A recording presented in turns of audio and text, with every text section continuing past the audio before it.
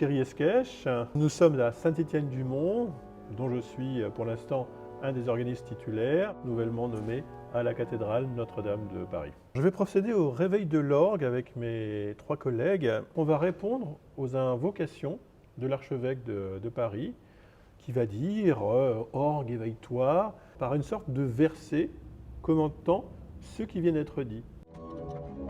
C'est une espèce de grand orchestre, un orgue. Alors celui de Notre-Dame particulièrement, c'est un instrument avec 115 jeux, c'est-à-dire que c'est une couleur inimitable. Un jeu, c'est tout simplement comme un instrument de l'orchestre. Là, ça correspond à un groupe de tuyaux qui ont un son particulier. Quand vous jouez une flûte à Notre-Dame, c'est vrai que vous avez quelquefois l'impression d'entendre une flûte d'orchestre. Les tuyaux sont en étain et plomb, mélange d'étain et de plomb.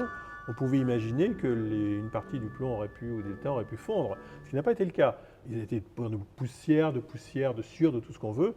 Ça a été dégagé, donc évidemment, il va resplendir, peut-être encore plus qu'avant, au sein de la cathédrale.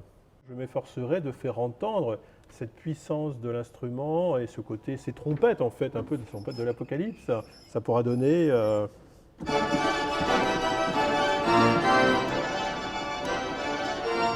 Et nous, il y a à peu près un mois et demi, on a pu commencer à venir travailler. Ce soit la première fois, il n'y avait qu'une partie des jeux qui était harmonisée. Donc on imaginait aussi, l'imaginaire qui était là pour le reste. On a vécu le réveil, d'une certaine manière, de cet instrument, jeu par jeu. Et ça, je trouve que c'est absolument passionnant, donc c'est assez émouvant.